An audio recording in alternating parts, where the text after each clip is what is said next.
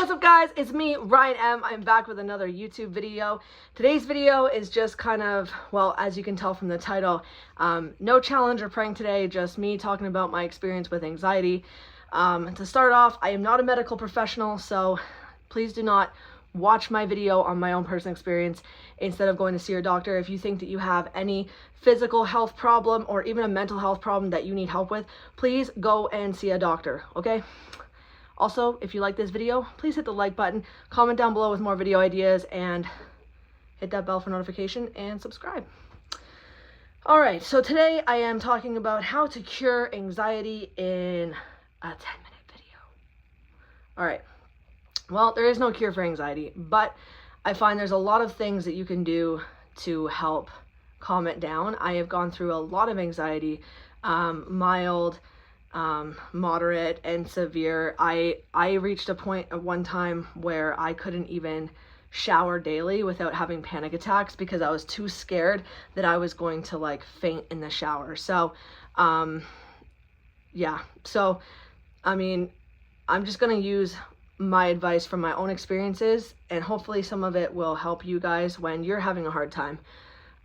So a lot of the times when I experience anxiety, I either experience depersonalization or panic attacks. Now, depersonalization, for those of you that don't really know much about it, is basically the feeling when you are feeling outside your own body.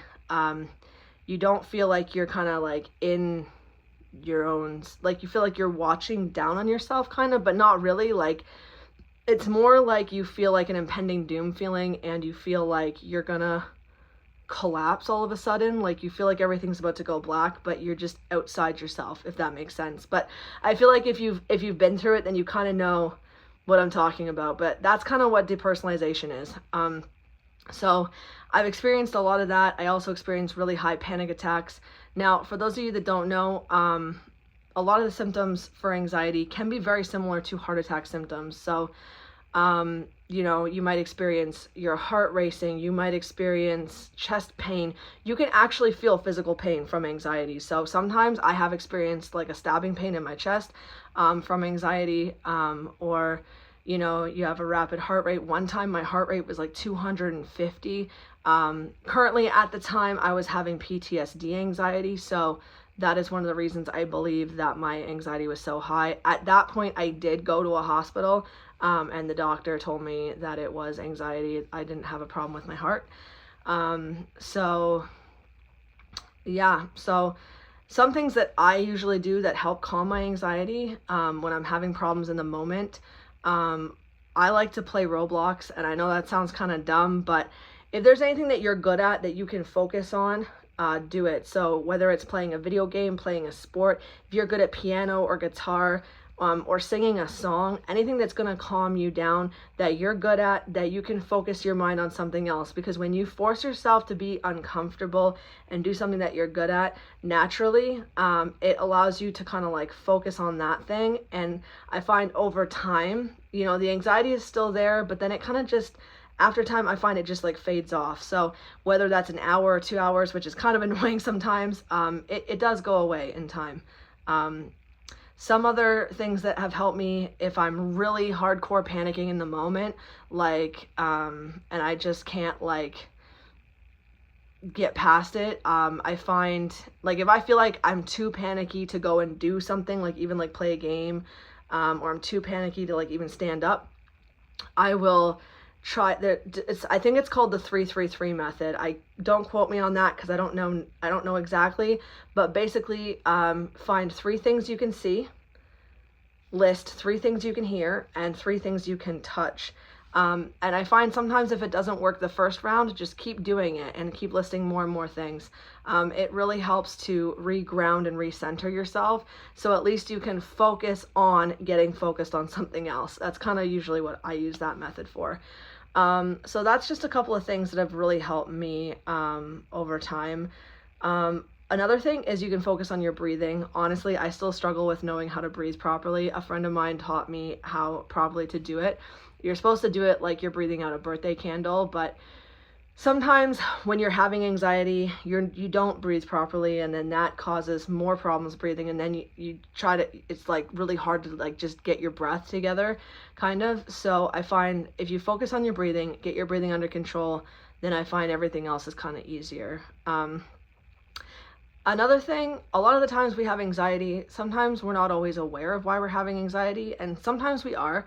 But if there's something bothering you, and you're in the middle of having anxiety, if you have a friend to talk to, like talk to a friend. And I find sometimes even if you don't know, because I've had times where I've had panic attacks and I literally don't even know why I'm panicking. So sometimes just talking to a friend to kind of like work those emotions out, to figure out why this is actually happening, can really help. I mean, you could talk to anybody, you know, a friend, a therapist, and if you truly have nobody, there are hotlines you can call, and don't feel bad about calling places like that. They are literally there for people that that need someone to talk to. So if you don't have anybody, there's always hotlines you can call, or call a friend, or call a family member. And yeah, so that's kind of some things that I have used to help me with my anxiety. And I think that's probably all the things I can advise you that have helped me. But yeah, I've had anxiety for a very long time, since I was about 7 or 8 years old. And I don't really know why it started. I remember I was in Montreal the one day, with a trip with my family, and I just started panicking, thinking I was dying, and I was thinking about death and how I am so terrified to die one day. And ever since then, I've struggled on and off with panic attacks and anxiety, more so in my adulthood than my childhood. And lately it's been more so than not. The other day I actually had like numbness in the whole left side of my back, and jaw pain and dizziness and nausea. And I was on my live stream, and a lot of people in my live said that those were heart attack symptoms. And even though I've talked myself down before, I really genuinely thought that I might be having a heart attack. So I did go to the hospital. And yeah, it looks like it's just anxiety.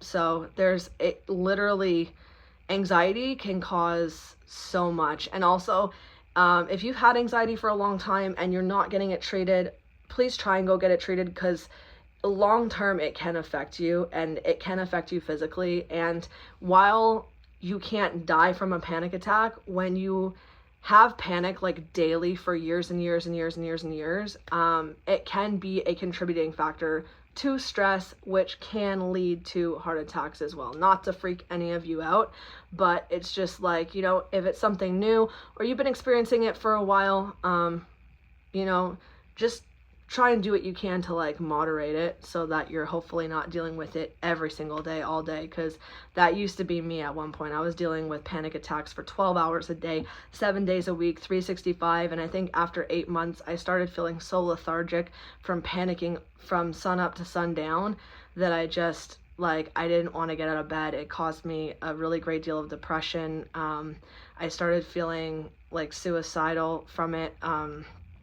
It was, yeah, a really hard time for me. That was kind of when I was dealing with PTSD from an event that happened in my life around then, about 5 or 6 years ago. So, and up until recently, honestly, I haven't really struggled too much, but I wanted to do this video because it has kind of come back for me. And most days I do have panic attacks, like mostly like all night long. So I'll finish my live stream, I'll eat my dinner, and then I'll have panic. And since the other day, I've had panic like from morning to bedtime in between my shows. And I even have anxiety through my live streams right now. I am having nonstop anxiety, and so I just kind of thought it was a perfect time to do this video. And I'm very sorry if my head kind of feels all jumbled through this video, because I'm still literally having anxiety right now as we speak. So not everything is going to come out the way I want it to come out, and I would love to do another video once I'm like 100% like all good to go.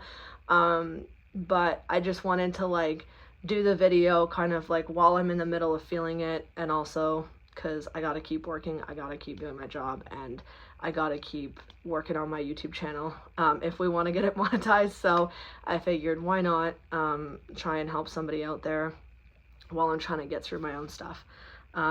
So yeah, if you guys have any questions and you guys want me to do more videos on talking about my experience with anxiety, please comment down below and I can definitely do a follow-up video. If I do a follow-up video, I will make sure like my head is 100, because right now I'm literally all over the place and this video probably isn't going to come out the way that I wanted it to, because honestly, I really just want to help people, and I feel like sometimes my thoughts can be like all over the place, but that's a part of anxiety too. Plus I have ADHD, so it's kind of just a mess when I'm having panic attacks and anxiety and stuff. So I hope that something in this video really helped somebody out there, and yeah, just remember you're not alone when you're having anxiety. I experience anxiety all the time, and yeah, just remember there's people out there that care about you. And yeah, if you have nobody to talk to, there's always hotlines that you can call to talk to people, and that's what they're there for. So don't feel guilty about calling them, and try and use some of the methods that I used. I know sometimes it can be very hard just to pick up that controller to play that video game. It can be very hard to pick up that book to read that book. It can be really hard to like get on your bicycle to try riding it while you're having a panic attack. But if you just take that first leap and force yourself to be uncomfortable, then the rest gets easier from there. You know, it's forcing yourself to be